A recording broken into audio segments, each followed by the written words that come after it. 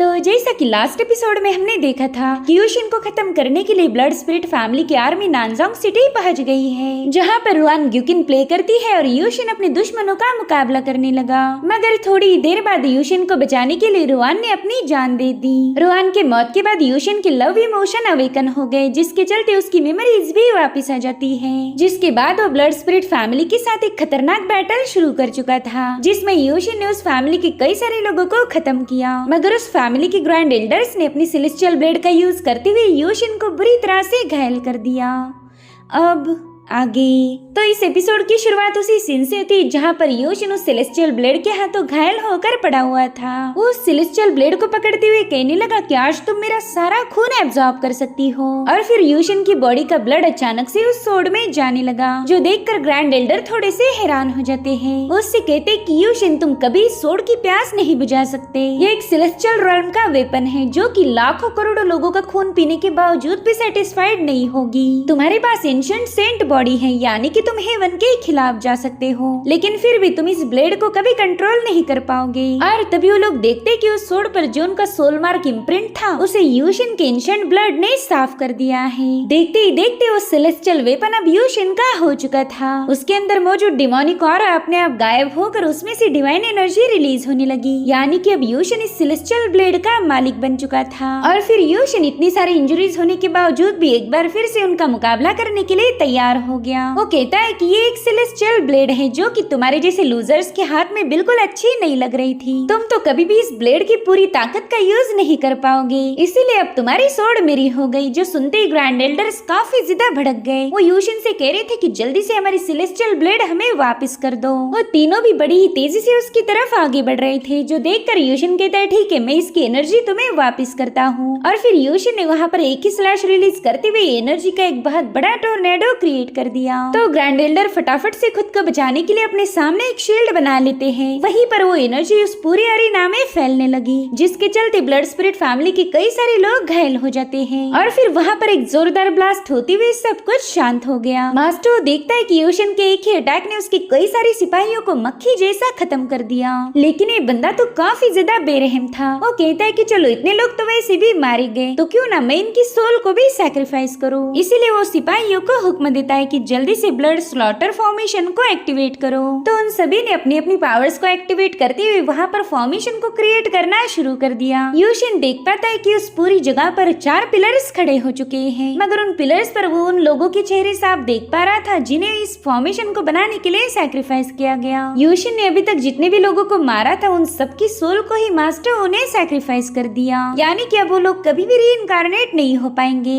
हालांकि अभी तक ये फॉर्मेशन फुल्ली एक्टिवेट नहीं हुआ था, क्योंकि इसे और सैक्रिफाइस की जरूरत है। इसलिए मास्टर वू ने अपनी पावर्स को एक्टिवेट करते हुए अपने ही कुछ सिपाहियों को खत्म कर दिया, ताकि वो इस फॉर्मेशन को अच्छी तरीके से सेटअप कर पाए। वहाँ मरे हुए सभी लोगों की बॉडी से वो फॉर्मेशन उनका सोल एसेंस छीनने लगा। उतने में ही मास्टर वो बड़े ही कॉन्फिडेंस के साथ यूशिन को बताने लगा कि ये मेरा ब्लड फॉर्मेशन तुमसे 1000 गुना ज्यादा पावरफुल बंदे को भी आसानी से क्रश कर सकता है। तुम तो खुद को लकी समझो कि तुम मेरे इस फॉर्मेशन के हाथों मारे जाने वाले हो। जिसके बाद उस फॉर्मेशन की पावर्स का यूज करने के लिए ब्लड ऑफ हेवनली पनिशमेंट को एक्टिवेट कर देता है। उसके ऐसा करते ही उस ब्लड फॉर्मेशन से थंडर रिलीज होने लगी। साथ ही साथ वहाँ का मौसम पूरी तरह से बदल चुका था। और फिर यूशिन के सामने एक बहुत बड़ा ब्लड से बना हुआ ऑर्ब क्रिएट हो गया। वो धीरे धीरे उसे क्रश करने के लिए उसकी तरफ आगे बढ़ रहा था। यूशिन उससे कहता है कि तुमने तो जिंदा लोगों का सोल एसेंस भी एब्जॉर्ब कर लिया, और जो मरे हुए लोग थे उनसे भी तुमने उनका रीइंकार्नेशन का मौका छीन लिया। सच बताओ तो इस हेवनली पनिशमेंट को मैं नहीं बल्कि तुम सभी लोग डिजर्व करते हो। और फिर यूशिन ने अपने एक ही स्लैश में उस ऑर्ब को कट कर दिया, जिससे रिलीज होने वाली एनर्जी से मास्टर वू के कई और सिपाही मारे गए। इतना ही नहीं, यूशिन जहाँ पर मौजूद था वहाँ पर भी एक जोरदार ब्लास्ट हो गया, जो देख मास्टर वू कहता है कि तुमने मेरे कई सारे लोगों को खत्म किया, लेकिन अब इससे कोई फर्क नहीं पड़ने वाला, क्योंकि अब तुम भी जिंदा नहीं बचोगे। लेकिन तभी वो देखता है कि उस जगह से बहुत ही खतरनाक डिवाइन पावर रिलीज हो रही है, और फिर आसमान से एक थंडर रिलीज होते हुए सीधा यूशिन की बॉडी को टेम्पर टेम्पर करने लगी और फिर उसी पावर को एब्जॉर्ब करने के बाद यूशिन हवा में फ्लोट करता है। उसकी बॉडी से रिलीज होने वाली ऑरा से ही कई सारे लोग घायल हो गए। इनफैक्ट मास्टर वो भी काफी पीछे ढकेला गया था और तभी वो देखता है कि यूशिन के माथे पर एक सोल मार्क आ चुका है। साथ ही साथ उसकी बॉडी से बहुत ही स्ट्रॉन्ग एनर्जी रिलीज होने लगी जो कि उसकी सारी इंजरीज को हील कर रही थी। ये सब देखकर होली लॉर्ड डोंगफिंग कह रही थी कि ये तो हेवनली इनहेरिटेंस रेल्म है। यूशिन के पास तो एंशिएंट हेवन का डिवाइन ट्रेजर नहीं था, मगर फिर भी उसने ऐसी डिवाइन ट्रेजरी स्किल्स को अवेकन कर दिया। वहीं पर लॉर्ड टियान को इस डिवाइन इनहेरिटेंस रेल्म के बारे में कोई नॉलेज नहीं था, तो वो अपनी होली लॉर्ड से इसके बारे में पूछने लगे। तो होली लॉर्ड डोंगफिंग उन्हें जवाब देते हुए बताने लगी कि जब भी कोई ब्लड लाइन अपने एक्सट्रीम स्टेट तक पहुंच जाए तभी जाकर ये टेक्निक अवेकन हो सकती है। जो भी कल्टीवेटर इसे अवेकन करेगा उसकी स्पीड, उसकी पावर, स्ट्रेंथ और रिकवरी इस सब में काफी ज्यादा इजाफा होगा, यानी कि उस पर्सन की एबिलिटीज अपनी फाइनल स्टेट पर पहुंच जाएगी। तुम इसी ब्लड लाइन की हाईएस्ट रेल्म भी बोल सकते हो। वेल, तो यूशिन इसी लेवल पर पहुंच चुका था और उतने में ही ग्रैंड एल्डर सीधा यूशिन पर अटैक करने के लिए आगे बढ़ने लगे, लेकिन सिर्फ उसके करीब जाने से ही वो लोग जलकर राख हो गए। अपने एल्डर्स को इतनी आसानी से मरता हुआ देखकर वहाँ मौजूद सिपाही काफी ज्यादा पैनिक हो गए। वहीं पर मास्टो अपने फॉर्मेशन का यूज करते हुए यूशिन पर और ज्यादा अटैक करने लगा। यूशिन भी अब उसकी इन ट्रिक से तंग आ गया था, इसलिए उसने एक ही स्लैश रिलीज करते हुए उस फॉर्मेशन को ही डिस्ट्रॉय कर दिया, जिसके चलते वहाँ पर एक जोरदार ब्लास्ट हो जाता है। हम देख पाते हैं कि यूशिन के आसपास एक डोमिनेटिंग ऑरा रिलीज हो रही है। साथ ही साथ ब्लड स्पिरिट फैमिली का मैंशन अब पूरी तरह से खंडर बन चुका था और तब तक यूशिन के सारे फ्रेंड्स वहाँ पर आ जाते हैं। ताइशु ड्रैगन तो यूशिन की पावर्स देखकर ही समझ गए कि उसने डिवाइन इनहेरिटेंस रेल्म को अवेकन किया है। वहीं पर शुआंग यूशिन के पास जाने के लिए बेताब हो गई, लेकिन टाइशु ड्रैगन उसे रोक लेते हैं। वो उसे समझाने लगे कि यूशिन की फिलहाल की स्टेट बहुत ज्यादा स्पेशल है, अगर तुम उसके पास जाओगी तो डिस्टर्ब हो जाएगा। बस अब आप सभी लोग रिलैक्स होकर देखते जाओ कि कैसा यूशिन इन सभी लोगों की बैंड बजाता है। इस राइजिंग एंशिएंट सेंट बॉडी को कोई सप्रेस नहीं कर सकता। भले यूशिन की ये स्टेट इनविंसिबल नहीं हो सकती, लेकिन ये इमॉर्टैलिटी से काफी ज्यादा क्लोज है। वहीं दूसरी तरफ यूशिन ने वॉइड ड्रैगन लेमेंट टेक्निक को एक्टिवेट कर दिया। उसके ऐसा करते उस पूरी जगह पर डिवाइन पावर से बने हुए डैगर बरसने लगे, जिसमें मास्टर वू के कई सारे सिपाही मारे जा रहे थे। वहीं पर वो ने खुद को बचाने के लिए अपने सामने एक पावरफुल शील्ड क्रिएट कर ली, मगर यूशिन ने अपने एक ही कूल स्लैश अटैक में मास्टर वू की शील्ड को ब्रेक करके उसे बुरी तरह से घायल कर दिया और अब वो बड़ी ही डैशिंग अंदाज में वू को खत्म करने के लिए उसकी तरफ आगे बढ़ने लगा। ये देखकर ही वू के पसीने छूट गए। वो कह रहा था, एंसेस्टर प्लीज मुझे बचा लीजिए। वो अपने एंसेस्टर के सामने मदद की गुहार लगा रहा था, जो देखकर लॉर्ड जोंग थोड़े से कंफ्यूज हो गए। वो कह रही थी, मुझे पता नहीं था कि ब्लड स्पिरिट फैमिली के पास उनके एंसेस्टर भी होंगे। जिस पर एल्डर वांग कहते हैं, मैंने भी कभी सुना ही नहीं कि इनके फैमिली में कोई एंसेस्टर है। और उतने में उस जगह पर रेड स्मोक फैलने लगा, जिसमें से कई सारी फीमेल कल्टीवेटर बाहर आ रही थी और फिर आखिर में एंट्री हुई उनकी बॉस की, जो कि और कोई नहीं बल्कि ब्लड प्रिंसेस थी और यही 9 किंग्स में से एक है। वैसे तो ये सभी लोग ब्लड क्लैन से बिलोंग करते हैं और यही देखकर वांग थोड़े से कंफ्यूज हो गए। वो कहने लगे कि मुझे लगा नहीं था कि ब्लड स्पिरिट फैमिली के पास ब्लड क्लैन के एंसेस्टर होंगे। जिस पर टाइशु ड्रैगन बताने लगे कि ब्लड स्पिरिट फैमिली और ब्लड क्लैन एंशिएंट टाइम से ही कनेक्टेड है। इन दोनों का एक ही ब्लड ओरिजिन है और इसी वजह से हम ब्लड प्रिंसेस को इनके एंसेस्टर मान सकते हैं। वहीं पर मास्टर वो प्रिंसेस के सामने रहम की भीख मांगने लगा। वो कह रहा था, एंसेस्टर प्लीज मुझे इस शैतान से बचा लीजिए। और उतने में यूशिन ने मास्टर पर एक स्लैश अटैक कर दिया, मगर ब्लड प्रिंसेस उसके अटैक को डिस्ट्रॉय कर देती है। वो कह रही थी कि तुम एक किंग के सामने उसकी प्रजा को खत्म नहीं कर सकते। तुमने मेरे इतने सारे सिपाहियों को खत्म किया, लेकिन मैं उसके लिए तुम्हें ब्लेम नहीं करूंगी। मगर हाँ, मैं चाहती हूँ कि तुम मास्टर को जिंदा छोड़ दो। तुम बदले में मुझसे जो चाहे वो मांग सकते हो, लेकिन मैं अब चाहती हूँ कि इस जंग को रोक दिया जाए। मगर यूशिन ने इसके लिए मना कर दिया। वो कह रहा था कि शैतान ने मेरी रुआन की जान ली है, तो जब तक मैं इसे जहन्नुम में नहीं भेजूंगा तब तक रुआन को इंसाफ नहीं मिलेगा। और हाँ, अगर अब किसी ने भी मेरा रास्ता रोकने की कोशिश की तो मैं मास्टर वू के साथ उसे भी जहन्नुम में भेज दूंगा। जो सुनते ही ब्लड प्रिंसेस कहने लगी कि ठीक है, चलो अब मेरे साथ भी फाइट करो, क्योंकि मैं वो को तुम्हारे हाथों मरने नहीं देने वाली। जिसके बाद वो blood feather sky needle technique का यूज करते हुए यूशिन पर अटैक कर देती है। वो सारे नीडल्स बड़ी ही तेजी से यूशिन की तरफ आगे बढ़ रहे थे, तो यूशिन ने स्लैश अटैक करते हुए इन्हें डिस्ट्रॉय करना शुरू कर दिया। हालांकि इसमें से एक नीडल से यूशिन को कट लग जाता है, तो प्रिंसेस ने तुरंत ही उस नीडल को समन करते हुए उसके ब्लड को टेस्ट कर लिया। वो कह रही थी, यूशिन तुम्हारा ब्लड तो हद से ज्यादा डिलीशियस है। वहीं पर यूशिन प्रिंसेस पर अटैक करने ही वाला था कि तभी उसके हाथ पांव अचानक से जकड़ जाते हैं। उससे कह रही थी कि देखो मैं कितनी ज्यादा सुंदर हूँ, तो मेरे सामने इतना गुस्सा मत दिखाया करो, चलो अब जल्दी से अपनी तलवार नीचे करो। और सरप्राइजिंगली यूशिन भी उसकी बात मान जाता है, जो देख यूशिन के दोस्त काफी ज्यादा पैनिक हो गए, क्योंकि अब ब्लड प्रिंसेस आसानी से यूशिन को खत्म कर सकती थी। तभी टाइशू ड्रैगन बताने लगे कि इस बंदी के पास ब्लड पपेट टेक्निक है, किसी का भी ब्लड कंज्यूम करने के बाद ये बंदी उसे अपने ब्लड पपेट या फिर ब्लड स्लेव में बदल सकती है। और फिलहाल उसने यूशिन के साथ भी वही किया, इसलिए यूशिन उसकी हर एक बात को फॉलो कर रहा है। वहीं पर ब्लड प्रिंसेस यूशिन से कह रही थी कि जो भी लड़के लड़कियों की बात मानते हैं, लड़कियां उन्हें सबसे ज्यादा पसंद करती है, इसलिए अब तुम भी मेरी बात गौर से सुनोगे। देखो लाइफ एंड डेथ का फैसला हेवन करता है, हम इसमें जरा भी इंटरफेयर नहीं कर सकते, इसलिए तुम रुआन की मौत का ब्लेम मास्टर ऊपर नहीं डाल सकते। उस बंदी की मौत में हेवन का सपोर्ट था और इसी वजह से वो मारी गई। और अब रही बात मास्टर वू की, तो हेवन नहीं चाहता कि तुम उसे खत्म करो। अब ये सब जानने के बावजूद भी अगर तुमने मास्टर वू पर अटैक किया तो फिर हम दोनों में फाइट हो जाएगी, लेकिन फाइट के बजाय तो हम दूसरी कुछ और चीजें भी कर सकते हैं, जिसमें हम दोनों को भी मजा आएगा। और उसी वक्त यूशिन को रुआन की याद आने लगी। उसने मास्टर वू के अटैक की वजह से यूशिन की बाहों में अपना दम छोड़ दिया और फिर इसी मेमोरी का यूज करते हुए वो प्रिंसेस के स्पेल से आजाद हो जाता है। वो कह रहा था कि किसी को बेवजह खत्म करना ये किस्मत का फैसला तो नहीं हो सकता, लेकिन हजारों सालों से हमारी दुनिया में यही होता आ रहा है। इनोसेंट लोग पावरफुल लोगों का शिकार बनते हैं। हमेशा पावरफुल लोगों ने कमजोर लोगों को मैनिपुलेट किया। मैं नहीं मानता कि मौत उन इनोसेंट लोगों की तकदीर में लिखी थी, बल्कि ये तो तुम्हारे जैसे तानाशाहों की मनमर्जी है। और अगर हेवन भी तुम्हारे जैसे लोगों का साथ देता है, फिर मैं इस हेवन को नहीं मानता। अब मैं हेवन के इस रूल को, उसकी डेस्टिनी को डिस्ट्रॉय कर दूंगा। जिस पर ब्लड प्रिंसेस कहती कि यूशिन तुमने घमंड में चूर होकर हेवन का अपमान किया है। सदियों से हमारी दुनिया पर हेवंस का ही राज था और आज तुम उसी हेवन के खिलाफ गए हो, इसलिए अब तुम्हें मरना होगा।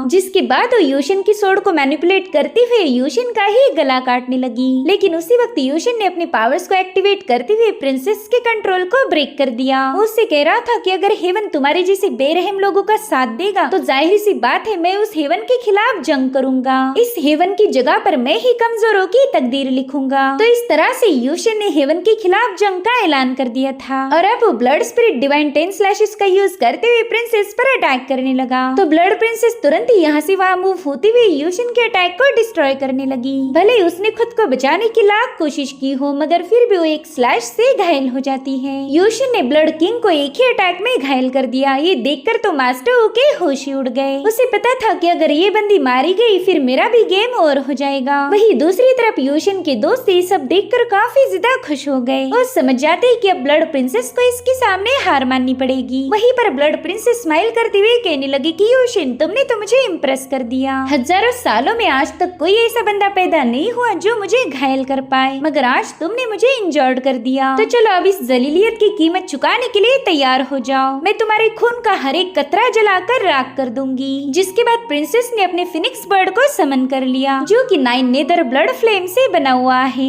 यूशिन भी ये सब देखकर थोड़ा सा शॉक हो गया, क्योंकि उसे पता था कि 9 नेदर ब्लड फ्लेम हद से ज्यादा पावरफुल है। उतने में उस फिनिक्स ने यूशिन पर अटैक करना शुरू कर दिए। तो यूशिन भी अपनी एनर्जी का यूज करते हुए इस फ्लेम को काउंटर करने लगा। हालांकि 9 नेदर फ्लेम उसे पूरी तरह से डोमिनेट करते हुए जमीन पर पटक चुकी थी, जिससे वहाँ पर एक जोरदार ब्लास्ट हो जाता है। साथ ही साथ वो पूरा इलाका भी शेक होने लगा। इनफैक्ट उस पूरी जगह पर नेदर फ्लेम रिलीज हो रही थी, जो देखते ही टाइशू ड्रैगन ने अपने आसपास एक पावरफुल शील्ड बना ली ताकि वो अपने दोस्तों को इस अटैक से बचा पाए। इस फ्लेम के कांटेक्ट में आते ही किसी भी कल्टीवेटर का खून अपने आप सूख सकता था, इसलिए वहाँ मौजूद हर एक शख्स खुद को बचाने में लगा हुआ था। वहीं दूसरी तरफ यूशिन की इनहेरिटेंस रल्म उसे पूरी तरह से प्रोटेक्ट कर रही थी। उस पावरफुल ब्लड एसेंस ने अपना आखिरी कतरा तक यूशिन को बचाने में लगा दिया। साथ ही साथ फ्लेम से होने वाली इंजुरीज को भी वो हील कर रही थी। वहीं दूसरी तरफ यूशिन की हालत देखकर प्रिंसेस को मजा आने लगा। वो कह रही थी कि तुम तो एक किंग भी नहीं हो, मगर फिर भी तुमने हेवन के खिलाफ जाने का फैसला लिया।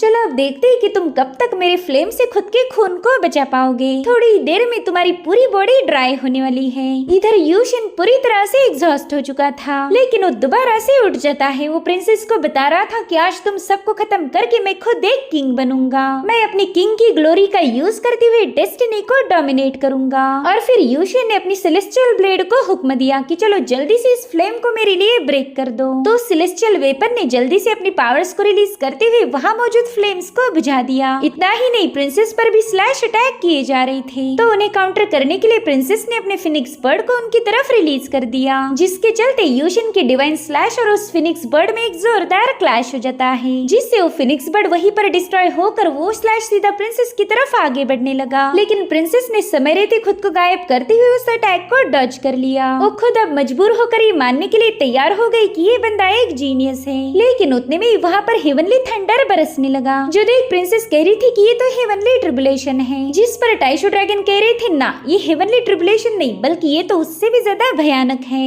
दरअसल यूशिन ने हेवन के प्रिंसिपल्स का अपमान किया है, जिसके चलते गुस्से में आकर हेवन ने अपनी हेवनली पनिशमेंट को डिसेंड कर दिया।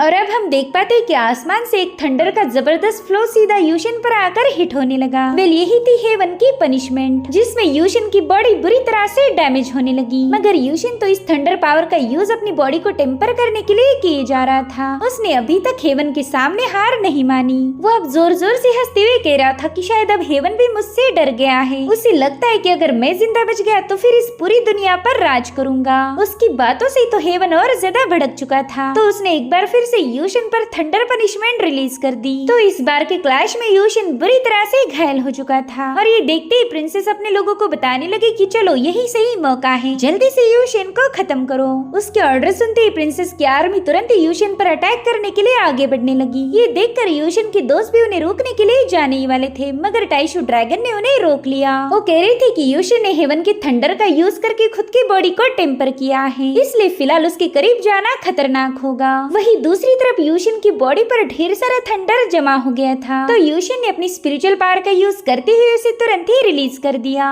और उसी वक्त प्रिंसेस की आर्मी ने यूशिन पर स्लैश अटैक करना रिलीज कर दिए, तो यूशिन भी उन्हें डॉज करते हुए सीधा उन लोगों की तरफ आगे बढ़ता है। और अब उसने भी अपने डिवाइन स्लैशेस का यूज करते हुए उन लोगों पर काउंटर अटैक कर दिया, जिसमें प्रिंसेस के कई सारे सिपाही मारे गए। साथ ही जो इस स्लैश में जिंदा बच गए, यूशिन उन्हें पर्सनली जाकर खत्म कर रहा था, मगर तभी वो लोग एक कंबाइन अटैक करते हुए यूशिन को पीछे ढकेल देते हैं। साथ ही साथ यूशिन को कमजोर होता हुआ देखकर उन सभी लोगों ने उस पर अटैक करना शुरू कर दिए, मगर जितने भी लोग उसके करीब जाते हैं यूशिन उन्हें निपटा रहा था। देखते ही देखते प्रिंसेस की आर्मी ने उसे चारों ओर से घेर लिया था, मगर इससे भला यूशिन को क्या ही फर्क पड़ने वाला है। वो तो बस अपने डिवाइन पावर का यूज करते हुए उन्हें स्लैश किए जा रहा था, और फिर यूशिन अपनी सोर्ड को सीधा ग्राउंड में हिट कर देता है। उसके ऐसा करते ही वहाँ पर डिवाइन पावर का एक जोरदार ब्लास्ट हो गया था, जिसकी चपेट में आने वाला हर एक सिपाही मारा गया। यूशिन के आसपास न जाने कितनी सारी लाशें बिछी हुई थी, मगर फिर भी उसका गुस्सा शांत नहीं होता।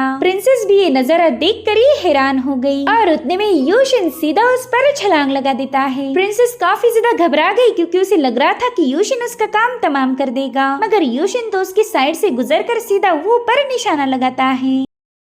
उसने बड़े ही कूल अंदाज में अपनी सोर्ड सीधा वो के दिल के आर पार उतार दी थी। यूशिन ने ये मूव इतनी फटाफट से यूज की थी कि वो कंफ्यूज हो गया कि उसके साथ हो क्या गया है, और जब तक उसे रियलाइज हुआ कि यूशिन ने उस पर अटैक किया है, तब तक उसकी मौत हो गई। उसे खत्म करके यूशिन ने रुआन की मौत का बदला ले लिया था। यूशिन उस बंदे से कहता है कि मैंने तो तुम्हें पहले ही बोला था कि आज खुद हेवन भी तुम्हें मुझसे बचा नहीं सकता। जिसके बाद यूशिन पूरी तरह से एग्जॉस्ट होकर नीचे गिरने लगता है, और इसी मौके का फायदा उठाते हुए ब्लड प्रिंसेस सीधा उसे खत्म करने के लिए आगे बढ़ने लगी। मगर उसी वक्त टाइशो ड्रैगन ने बीच में जाकर प्रिंसेस के अटैक को काउंटर करते हुए उसे काफी पीछे ढकेल दिया, और उससे कह रहा था कि तुम्हारी जैसी गुस्से वाली औरतें हमारे जैसे मर्दों को बिल्कुल पसंद नहीं आती। इधर यूशिन नीचे गिरने से पहले शुआंग ने उसे थाम लिया। एक बहुत ही लंबे अरसे के बाद फाइनली यूशिन अपने मास्टर से मिल पाया, और उससे घायल हालत में कहने लगा कि मास्टर मैं काफी ज्यादा थक चुका हूँ, प्लीज मुझे अपने साथ घर ले चलिए। तो शुआंग रोते हुए उससे कहने लगी कि चलो घर जाने का वक्त हो चुका है, जिसके बाद वो अपनी पावर्स को एक्टिवेट करते हुए सीधे यूशिन को अपने साथ लेकर रवाना हो गई। उन दोनों को वहाँ से जाता हुआ देखकर ब्लड प्रिंसेस की तो ब्लड में ही आग लग गई। वो कह रही थी कि यहाँ से कोई नहीं जाएगा।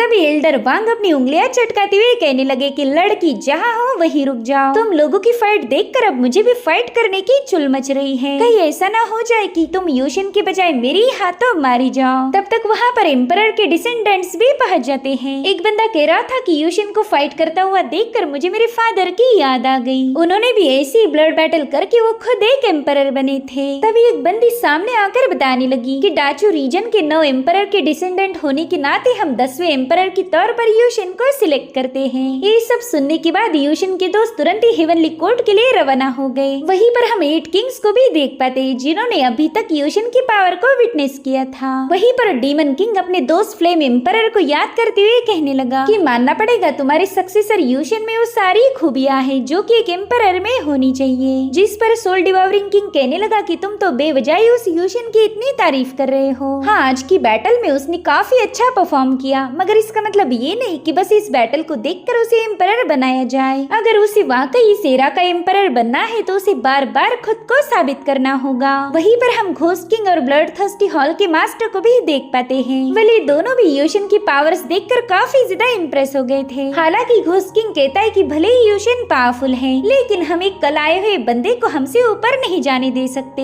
अगर यूशिन एम्परर बन गया फिर तो हमारी नाक कट जाएगी। तुम्हारा तो पता नहीं, लेकिन मैं ऐसा जलील होना बिल्कुल भी बर्दाश्त नहीं करूंगा। वेल, ब्लड थर्स्टी हॉल के मास्टर को भी यही चाहिए था। वो कहने लगा, ग्रेट किंग्स, मैं आप सभी को मेरे पैलेस में इनवाइट करता हूँ। वहीं पर हम दावत करते हुए आगे की प्लानिंग करेंगे। इसका मतलब ये था कि यूशिन को एक एम्परर बनने के लिए कई सारी मुश्किलों का सामना करना पड़ेगा। ब्लड थर्स्टी हॉल उसका ये सफर जरा भी आसान नहीं होने देगा। और इसी के साथ ये एपिसोड यहीं पर एंड हो जाता है। Thank you so much for watching. Bye bye, take care.